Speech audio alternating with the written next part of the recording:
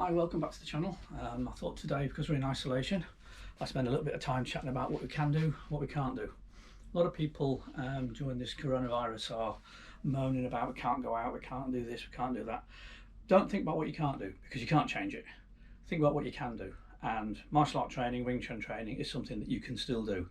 Yes, you can't do Chi Sao, very hard, you can't do partner work, you can't get feedback from your instructor directly, but with technology today, we've got Zoom, we've got Skype, we've got YouTube, we've got lots of technologies where we can share as best as we can 2D elements of Wing Chun.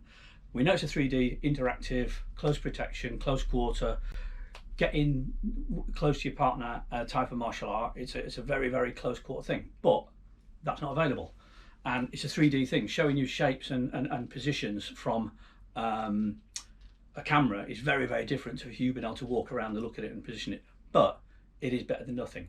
So let's think about what we can do, think about some what we can train in isolation, think about the elements that we can benefit from.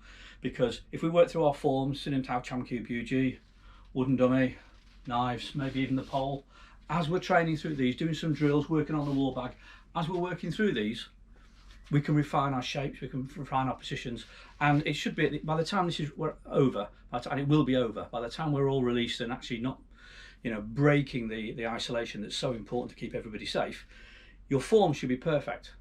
That will only happen if you use your mind as well as train your body. So we talked about the gum sows and the fac sow, stuff like that, and then from the fac sow here, which we do, as I said, for me, you're going to make sure you bring the shoulder behind, get the wrist lined up with the shoulder, then drive, and then nothing. And then roll the arm in. And it's very important from here to draw the arms in first, then you're dropping the elbow very close to the body, notice, and then jump. Okay? And it's about bringing that arm in. And we do it a lot.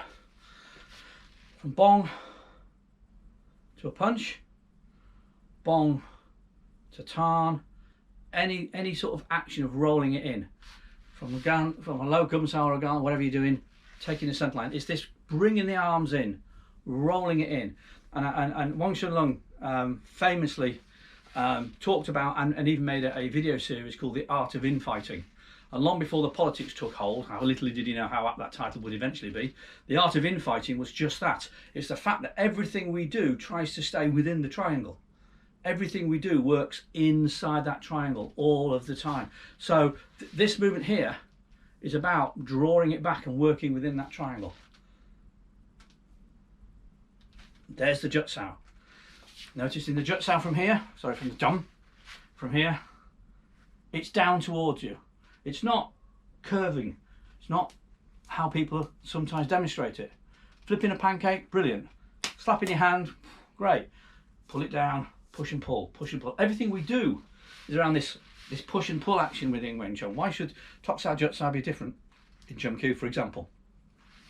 So from here, view, down, up, etc, etc. Third section.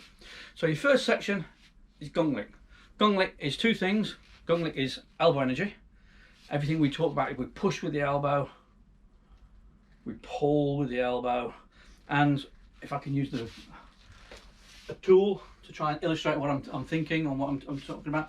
When we're doing Sinim Tao, I'm going to probably try not to break my own mirror. I'll try and hold my hand here, but in my stance here, I take a line through the centre of the heel, up through there, and then that's where I'm aiming to. That's the centre point. Now, okay, in training I'm on extension. In application I'll be stopped by whatever it is I connect with. But the same thing applies. And if I use a shorter stick to try and illustrate the line that I'm talking about, and this is one of the things that I'll spend quite a bit of time teaching. If you take a simple stick, place it around your navel, dantian, centre of your body, whatever you want to call it, okay, and take a line up to about your own nose level.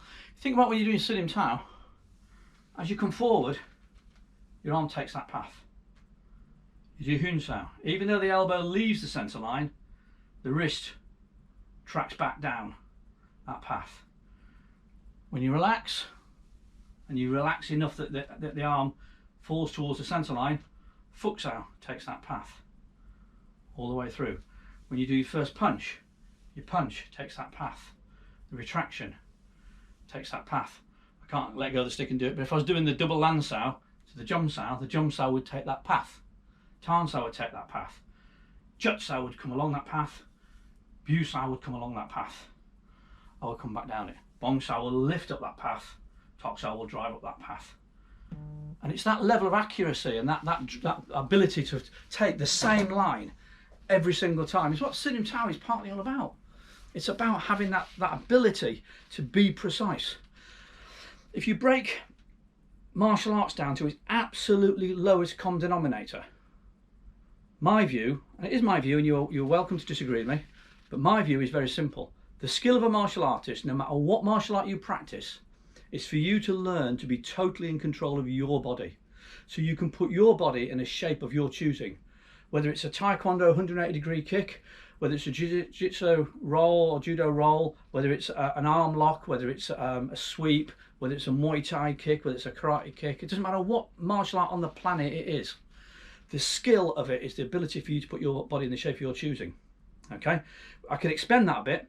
It's the ability for the person to put their body in the shape of their choosing for a situation that they're out of control of, i.e. an attack, in a time frame that they've got no determination of. In other words, it could be a surprise, but they want to be controlling their body so they can defend. And whatever style it is, that's what you're trying to do, whether it's a roundhouse kick, jumping, spinning back kick. If you learn to be totally in control of your body and in control of the ability to position yourself correctly within as the right answer to the attack in a time frame that you can manage, any technique on the planet would work. Okay. Problem is, jumping, spinning, roundhouse kicks have their limitation on a Saturday night in a crowd. So with Wing Chun, it's all short, sharp and compact. So for me, our skill is to develop our techniques to be short, sharp and compact.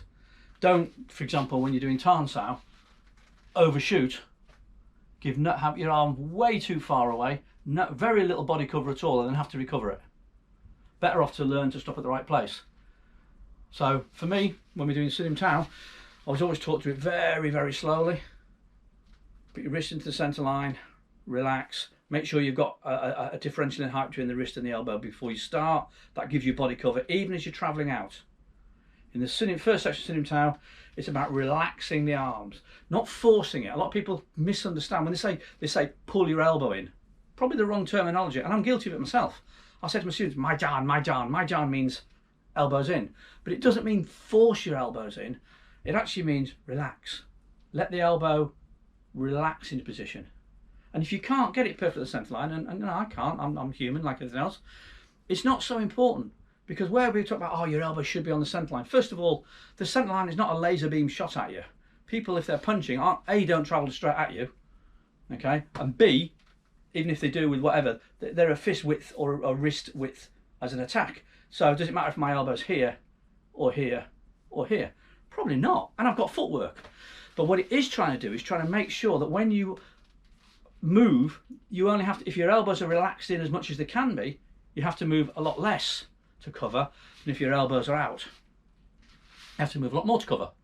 So the more you can relax into shape, not force it, but just let the whole muscle structure loosen and relax, which is why you're not putting tension into the first section of Sinim Tao, then easier for you to change shape. Secondly, if you learn to do the Sinim Tao tense, and then later on you want to be good at Chi Sao and good at application, you want to be fast, you're then going to learn to relax, because tense muscles don't change shape quickly, therefore you'll be slower than you should be. And even if you're very fast naturally, you could be quicker by relaxing the antagonists. The bicep, for example, in Tarn Sao is only required to fight gravity, so it's not a massive amount of tension, it's just enough tension so the arm doesn't drop. So we just put enough tension to hold it there. The moment the opponent makes contact, they're holding your arm against gravity, the bicep becomes no longer required. When the force is pushed towards you, it's the elasticity of the tricep and the control of it around the elbow joint, mentally as far as we're concerned, that gives it support anyway.